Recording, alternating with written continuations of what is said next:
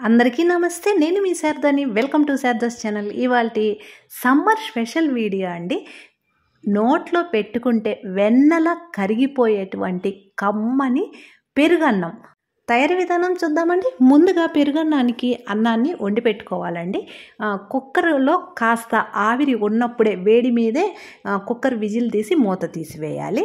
నేనైతే ఇందులో నుంచి కాస్త అన్నం తీసి పెట్టుకుంటున్నానండి కూర అన్నంలోకి. అందుకని అడుగున మనము వేడిగా ఉన్నప్పుడే కుక్కర్ మూత తీసాం కాబట్టి కొంచెం తేమగా ఉంటుంది. ఆ తేమతోనే మనము గుంట గరిట తీసుకొని చక్కగా నొక్కినట్లు ఇట్లా అన్నం మొత్తాన్ని మెత్తగా అనుకోవాలి. వేడి మీదనే మెత్తబడుతుందండి. ఇదొక్కటి గుర్తుపెట్టుకోవాలి. పెరుగు అన్నం అనేది ఎంత మెత్తగా ఉంటే అంత రుచిగా ఉంటుంది. ఇలా మెత్తగా అనుకున్న తర్వాత రుచికి తగినంత ఉప్పు వేసుకోవాలి. గోరువెచ్చటి పాలు పోసుకోవాలి. అప్పటికప్పుడు మనము పెరుగన్నం తింటున్నాము అంటే మొత్తము పెరుగుతోనే కలుపుకోవచ్చండి. నేనైతే ఇది మధ్యాహ్నం లంచ్ బాక్స్ కాబట్టి ఎక్కువగా పాలు పోసి తరువాత పెరుగు వేస్తానండి. పాలు ఎక్కువగా పోసినందువలన మనం తినే టయానికి అది కమ్మగా అనిపిస్తుంది. పెరుగు ఎక్కువ వేసుకుంటే పులుపు అయిపోతుందండి. ఇదొక్కటి గుర్తుపెట్టుకోవాలి.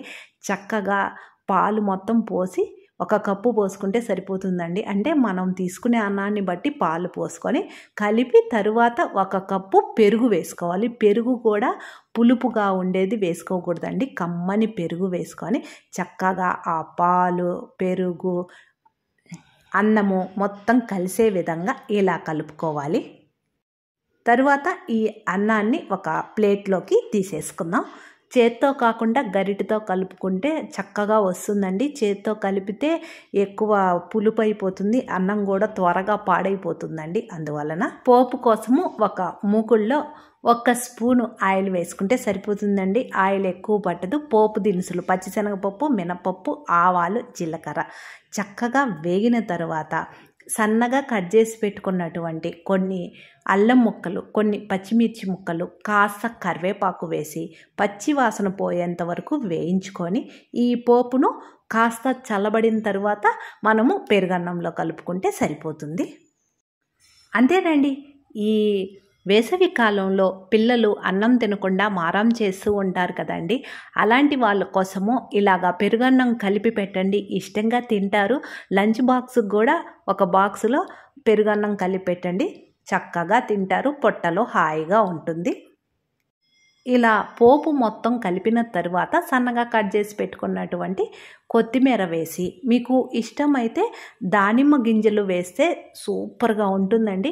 ఇంతవరకు మీరు తినకపోయినా ఒక్కసారి ట్రై చేయండి. మళ్ళీ మళ్ళీ ఆ దానిమ్మ గింజలు వేసుకొనే తింటారు. అంత రుచిగా ఉంటాయి. మరెందుకు ఆలస్యం, ఒక్కసారి నేను చెప్పిన విధంగా పెరుగన్నం కలిపి చూడండి. అందరూ ఇష్టంగా తింటారు. ఎలా వచ్చిందో కూడా కామెంట్ సెక్షన్లో తెలియచేయండి. మన శారదాస్ ఛానల్లో ఫస్ట్ టైం చూస్తుంటే మర్చిపోకుండా సబ్స్క్రైబ్ చేసుకోండి. రేపే కదండి మహాశివరాత్రి. మహాశివరాత్రి రోజు శివయ్య అనుగ్రహం పొందాలి అంటే మనము అభిషేకాలు, పూజలు మరియు దీపారాధన చేయాలి. ఇవి ఎలా చేయాలో పూర్తి వివరాలతో అమ్మ దీవెన ఛానల్లో ఫుల్ వీడియోస్ పెట్టాను, చూడండి. నేను వేరొక వీడియోతో మీ ముందుంటాను. Thank you.